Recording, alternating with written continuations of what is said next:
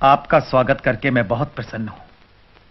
मैं खुद चलकर आपको लेने आता, परंतु अस्वस्थ होने के कारण नहीं आ सका। इतने वर्षों बाद आपसे भेंट करके मुझे भी अच्छा लग रहा है। लंदन में मिले थे, वो दशहरे का दिन था। हाँ, तब वहां इंडिया हाउस में भी आपके स्वागत का सुअवसर प्राप्त हुआ था। बहुत समय बीत गया। आपने रत्नागिरी में हरिजन उद्धार का जो काम किया वो बहुत प्रशंसनीय है। हरिजन? हाँ, मेरे विचार से शूद्र शब्द का इस्तेमाल हमें नहीं करना चाहिए। उसकी जगह हरिजन कहना ठीक है। हरिजन तो हम सभी हैं। आप जिन्हें हरिजन कह रहे हैं वे शोषित हैं, पीड़ित हैं।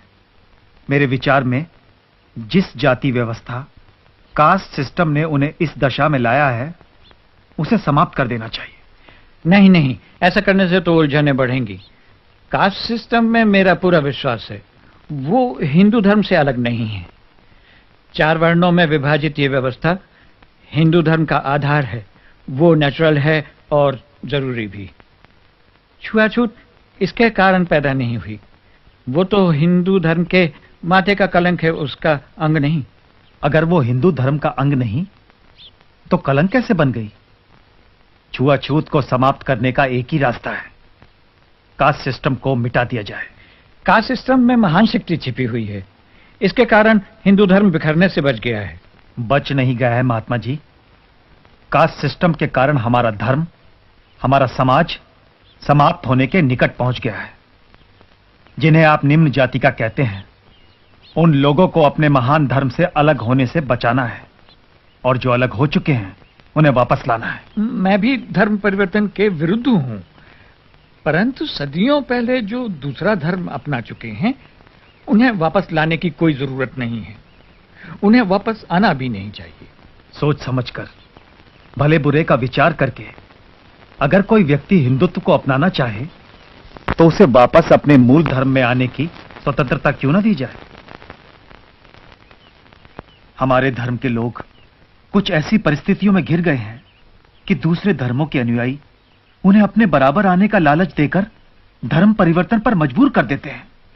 इसीलिए मैं कहता हूं, जिन प्रथाओं ने हमारे बीच ऊंच नीच का भाव लाया है, अब उनका कोई उपयोग नहीं है। मैंने उनके पुतले जला दिए हैं। इस प्रकार तो हिंसा बढ़ेगी। यह हिंसा नहीं, संघर्ष है। संघर्ष और क्रांति से नई उपयोगी व्यवस्था का जन्म होगा। आप भी तो स्वतंत्रता प्राप्ति के लिए संघर्ष कर रहे हैं, क्या उसकी कोई सार्थकता नहीं?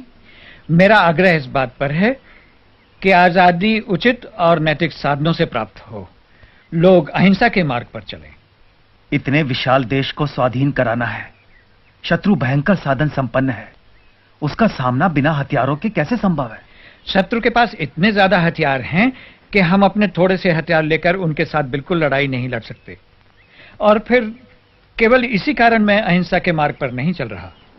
मेरा विश्वास है कि अहिंसा पूर्वक बर्ताव करने से हिंसक मनुष्य का हृदय परिवर्तन होगा। यदि एक गाल पर तमाचा खाने के बाद हम दूसरा गाल पेश करेंगे तो हमें दूसरे तमाचे के स्थान पर स्नेह मिलेगा।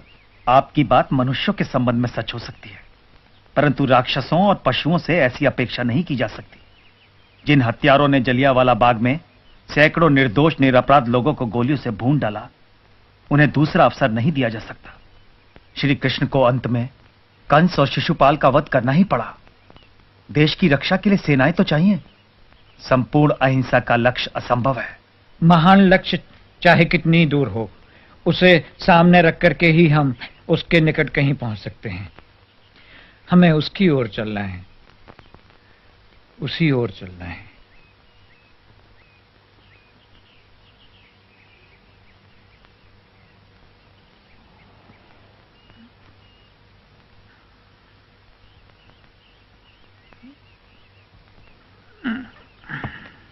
मुझे लगता है हम कई बातों में एक दूसरे से सहमत नहीं हैं, परंतु सावरकर, मुझे इतना अधिकार तो है कि अहिंसा का प्रयोग करूं। अपने निजी प्रयोग के तराजू में पूरे राष्ट्र को रखने से पहले राष्ट्र के हित और अहित की बात जरूर सोच लेनी चाहिए।